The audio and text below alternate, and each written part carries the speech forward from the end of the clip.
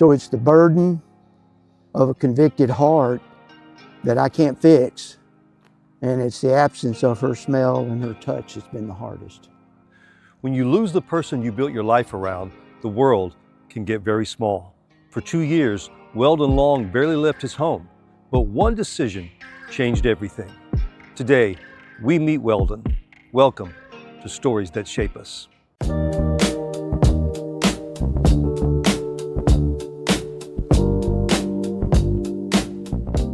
So Weldon, after losing your wife, what did the days look like for you? Well, Dave, through the tears, I kept moving. I remember it was a lot of things all happening at one time. It was kind of chaotic. And I felt this urgency to get it all done. I remember Terry had just passed. I came home from the hospital. I went straight into the house, went to the cabinet where all her medicines and prescriptions were, and threw them all out. The day after, I'm already seeing a funeral director, and we're trying to figure out how we want her memorial service to be. I was sleep deprived at the time, and I had run out of Terry's prescription, and so I needed to see a doctor to fill a prescription for myself. And so I fell into a doctor's care for the next 60 to 90 days, and that's good because she was a shrink and she helped me with my grief, and she also helped me wean me off the addictive prescription that she just filled. I remember about this time I turned around and called my estate attorney, and he assured me that everything was fine, that everything was in order, the kids were going to be taken care of. And then I mentioned probate, and he got upset with me and he goes, "Weldon, have you had Terry's service yet?" And I said, "No."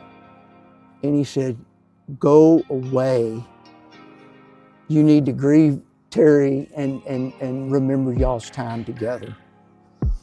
So I took his advice, and from that day on, I remember doing the smallest of things, a little at a time, and now looking back, I know I realized I was just trying to outrun her memory. So after her loss, what was the hardest part of being alone? Not necessarily practically, but emotionally.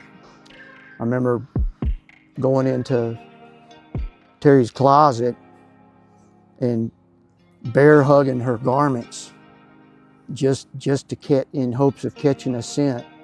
Wow. And I remember another time I was walking out of the church, and the person behind me placed their hands on my shoulders, and I remember it feeling so good. And I didn't even turn around to see who it was because it didn't matter. And it was a miracle that a gal in Katy, Texas, single mom of two, climbing the corporate ladder, whatever meet, South Austin, born and bred Bubba, and I quit treating her and our marriage as the miracle that it was. So it's the burden of a convicted heart that I can't fix, and it's the absence of her smell and her touch that's been the hardest. So did a moment ever come along when you realized, something's got to change? So in 2018, Terry and I decided to close the business. It's been in our family for 62 years. Wow. And we liquidated the properties because we were leaving Austin. And as Terry would say, as far away as possible. Our retirement years were brief. So after her service and the frenzy wound down, I made my first trip to Kissing Tree. And when I came down here, had a wonderful engagement with my sales lady. She took me around the community, showed me the various housing designs and options, showed me the golf course, the pickleball courts, all the amenity centers. And I left here with a very favorable impression of the community, and found out that if you were coming here, you needed to learn how to play pickleball. Okay. And so I went straight home, hadn't started playing yet, went straight home, went to a rec center that was in my neighborhood, and entered open play, got out on the court for the first time, had an absolute blast, and continued to play from that day forward. And didn't think about it then, but I realize now through hindsight that that was the moment in time that the foundation had been laid for the changes that were about to occur. You stayed very close to home for almost 2 years. What kept you there? I was in isolation for 2 years, 20 and 21, made easier by the virus, broken elbow, snowpocalypse, and elbow rehab that lingered. But during that time, I made 3 more trips down here, inching closer with each trip that I took. And I needed that time. I needed that time to forge a plan. And I needed that time because you're looking at a guy that lived or worked in the same zip code his whole life. So I needed to get comfortable with the idea that I might be moving somewhere else. Sure. So in late 21, I made the decision to settle on a villa, a 1,200 square foot villa in Kissing Tree. Now, you talk about the elbow and those kind of things that kept you at home. Was there anything that was taking place emotionally that kept you there? I specifically remember my rehab because it was hard and it was painful. And I wanted my arm back because that was my pickleball arm. and I was like, it was all I could focus on. And I remember listening to Rush. He'd come on from 11 to 2. Mm-hmm. And I'd do all those exercises to improve the mobility of my. Some people use music, you use Rush Limbaugh. Yeah, I use Rush Limbaugh. When you're going through all this, when did it come to a point where you said, you know, I'm going through all this for 2 years, something's got to change here? When did you get to that point? It was after my first trip down here, and I had that favorable impression. I liked pickleball. I continued to play pickleball. And it was a revelation that I could pick up and put Austin in my rearview mirror. You keep saying coming down here, I assume you're referring to this beautiful property called Kissing Tree, where you now live. That had to be a real risk. What fears did you have coming in here? You know, Dave, actually the greater risk was staying in Austin. That's a big city with big city problems, and I no longer felt safe there. So in the 2 years that I isolated, I had plenty of time to visualize what my life might look like here, down here. Mm-hmm. And I came up with the mantra, love the community and the people in it. How can you fear that? Right, I understand. So have you grown to love this community? I'm working on it every day. Coming to Kissing Tree, you talk about what it was like to come here. What surprised you the most when you allowed yourself to come back into community?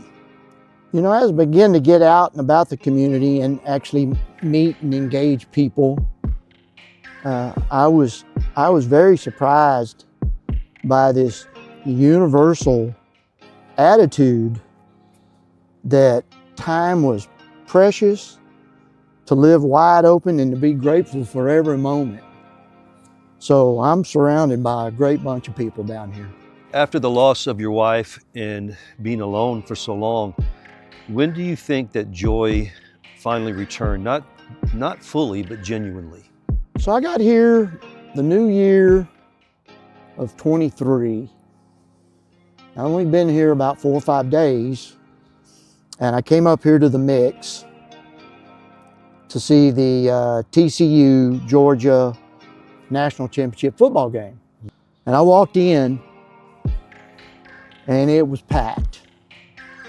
And I was pretty intimidated by a room full of strangers. So I thought to myself, well, game on. You're fixing to put that love the community and put it to the and love the people in it to the test. So I walked up to the bar, and to my left was a couple, and I ordered a beer. Small talk turned into chit chat, turned into full-blown conversations about lives and careers, and we were having the best time.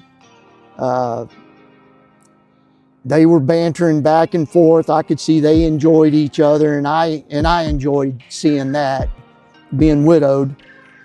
And at some point in the evening, towards the end of the evening, I was telling this couple that I had that I played pickleball in Austin, and told them where I played at, and the woman acknowledged the location. She was familiar with it. And I said, you know, the people that I hang around with, they all told me that I needed to find this lady that lived in Kissing Tree, that she was an avid pickleballer. She was very good. She was well liked. She was well known. Lady says, well, what's the name of the lady you're looking for? And I said, Emily Hoffman. She stuck out her hand. She said, I'm Emily. This is my husband, Robert. And I left there that night just absolutely bouncing off the walls, and joy just rushed over me, knowing that if this is how it starts, then I know that I'm in the right place. Well, aren't you glad that the people that told you about Emily didn't say bad things about her, because you're going on and on and on. She's a real witch. You should stay away from her, but I don't know who she is. Oh, I never thought about that. But that would have been off. She wouldn't have stuck out her hand, and she would have slid under the table at that point, I guess. Or she might have used her hand for a different reason. Yeah, exactly. Well, it sounds like that you went through loss, but you found your way back. And there's a lot of people out there that are watching this video right now, and some are men just like you that have gone through the same thing. They've lost a spouse, they're suffering that same kind of loss. What would you want to say to them that would give them hope? You know, Dave, I had an experience that had a lot to do with shortening my grief period. Hospice had been hounding me on emails to come to one of their drop-in sessions. And I was already under the care of a doctor, a professional. I didn't see the need in it, but I went. And I got there, I was the first one there. And so I got to see people filing in. And the last person that came in was,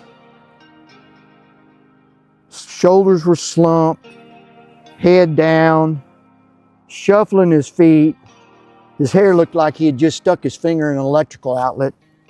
His clothes were dirty and wrinkled. And I was thinking to myself, my God, this guy must have just lost his whole family last night. So he starts telling his story. He's talking about how he just got this new gym membership. The moderator's gushing over his accomplishment. Then he says, oh, I threw my wife's clothes away, but I can't get rid of her shrine. Dave, you want to know how long she'd been gone? How long was it? 3 years. 3 years, and he was still struggling. And it was everything to keep me from just jumping up out of my seat and running out of that room. But when I did get outside, in my head, I was screaming, that's not going to be me. So you're adjusting to life without the one you mourn. Embrace the period that you're in. It's a season. It will pass. And above all things, keep moving and find purpose in the smallest of things.